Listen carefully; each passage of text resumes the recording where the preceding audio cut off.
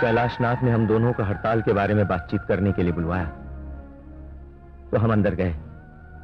वहां उनसे कोई समझौता ना हो सका। उससे मैं जीजाजी ऑफिस से निकलकर बाहर आ गए।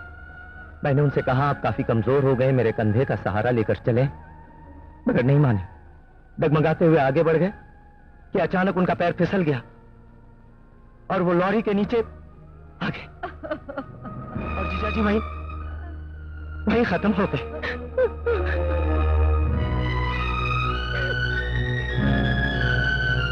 लाश को पोस्टमार्टम के लिए भेज दो। Yes madam.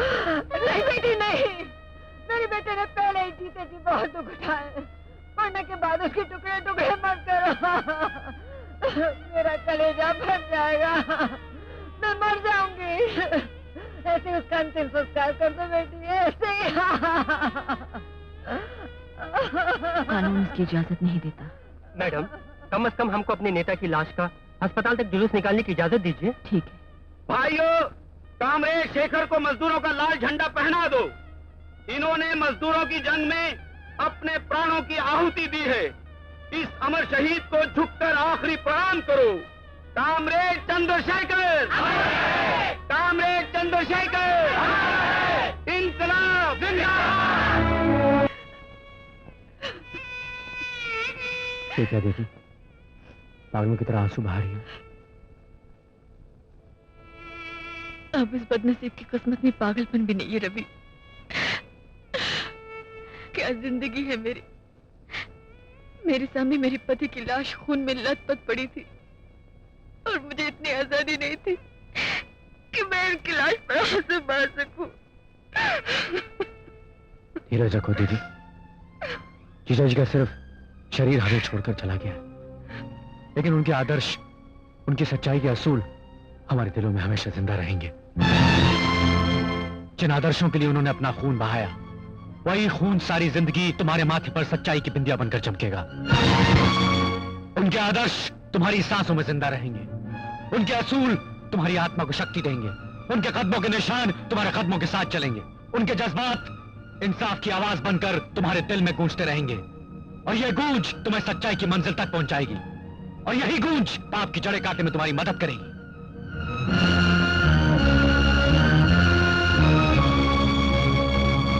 मैं क्या करूँ राम, मुझे पुट्ठा मिल गया। अरे तू अपने पति को नहला रही है या गधे को नहला रही है? ठीक से रगड़ना। जी रगड़ तो रही हूँ। क्यों जी? हाँ।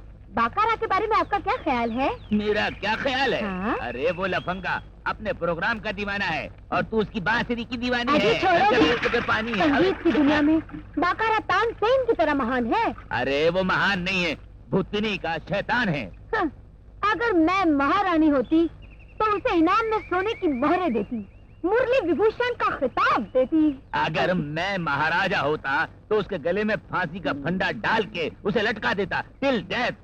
मैं देख रहा हूँ जब से तू मुझे साबुन लगा रही है उसकी तारीफें किए जा रही है। अरे वो शनि की तरह मेरे घर में घुस आया है, मान ना मान मैं तेरा मेहमान। अच्छी बैठो जी। हाँ, ठीक से लगा साबुन। मुरली की तान, मधुर तान।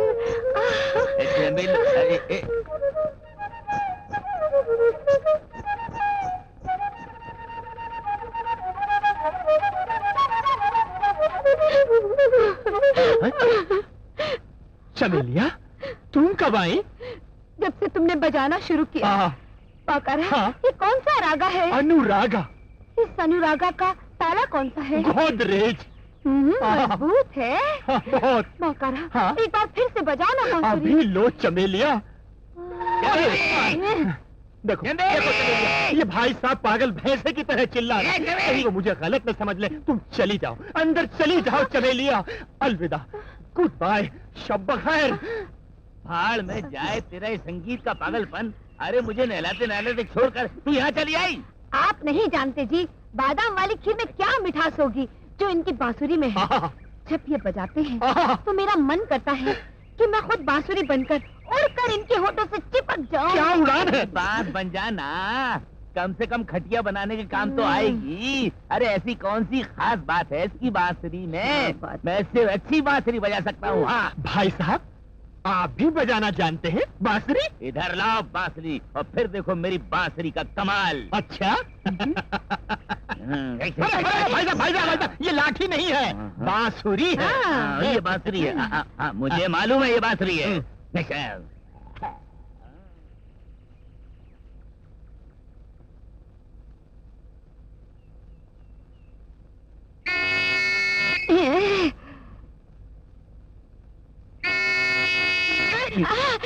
अजी बस भी करो, पुलिस की सीटी तो ठीक से बजा नहीं सकते, बांसुरी के हाथ बजाओगे। अगर दोबारा हंसने की कोशिश की ना तो ये लंबा बांसुरा तेरे हलक में घुसेड़ दूंगा। धन्यवाद धन्यवाद।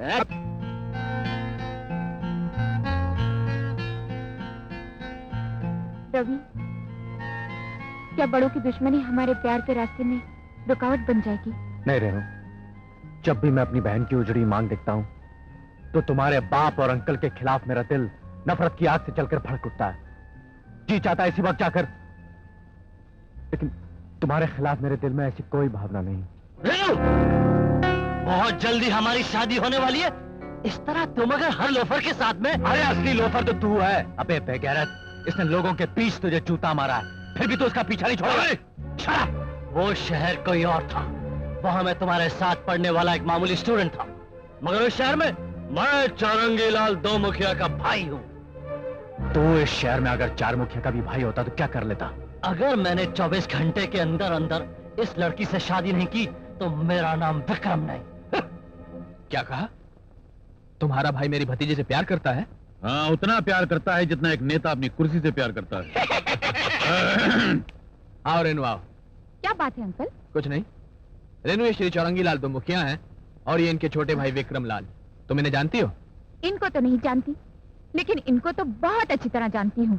रवि नाम के स्टूडेंट ने कॉलेज में इनकी बहुत पिटाई की थी, तब इनको देखा था, और अभी कुछ रोज पहले ये बीच पर मार खाने वाले ही थे, उस वक्त भी इनको देखा था। बस इतनी सी बात, भूल जाओ इसको। करीबी लोगों में से हैं। ये लड़का तुमसे बहुत प्यार करता है। तुम अगर हाँ कह दो तो ये शादी करने को तैयार है। सॉरी अंकल, वैसे छोटा मुंह बड़ी बात होगी, लेकिन मैं कह दूं तो बेहतर है कि मैं किसी और से प्यार करती हूँ। सॉरी चौरंगी लाल जी, बाय। वाह, कौन कहता है कि हिंदुस्तान बहुत पीछे? इस मामले में तो बहुत आगे। अच्छा है, अब आप ही बताइए मैं क्या करूं? जबरदस्ती शादी करवा दीजिए, और क्या है। कैसी बातें करते हैं दो मुखिया जी? वो मेरे सगे भाई की बेटी है जो इस वक्त जेल में है। ऐसे हालात में उसकी शादी कैसे करवा सकता हूँ? सॉरी। अरे कोई मर्डर करने को थोड़ी कह रहा हूँ, शादी करवाने को कह रहा हूँ। और अगर तुम नहीं कर सकते तो मुझ पर छोड़ दो, अखबार में एक सिंगल स्टेटमेंट देके दोनों की जबरदस्ती शादी करवा सकता हूँ। बुरे से बुरा आदमी भी जब अपनी बेटी की शादी करता है तो एक नेक लड़के से करना चाहता है चौरंगी लाल। तो क्या मैं नालायक हूँ? यही मेरी भतीजी ने बताया। अब आप तशरीफ ले जा सकते हैं। कैलाशनाथ, शिकारी कुत्ते की दुम से खेलना आसान है, मगर उसके जबड़े में हाथ डालना बहुत खतरनाक है। और तुम जानते हो कि मैं क्या हूं? आज जानता हूं। तुम कल के एक्स-एमएलसी हो और मैं आज का करोड़पति हूं। Okay okay, Shankar, yes sir. गाड़ी तैयार है? Yes sir. शंभू, जी हाँ। ड्राइवर तैयार है? जी हाँ। इस घर को थूक थूक के भर दो और चलो। Damn it! भैया, अगर रेनू से मेरी शादी नहीं हुई तो आपका लेवल गिर जाएगा। किसी खतरनाक गुंडे को ललकारना या किसी पॉलिटिशियन को भड़काना, दोनों का एक ही अंजाम होता है, तबाही, बर्बादी। अब देखना मैं कैलाशनाथ के घर में कैसी आग लगाता हूं।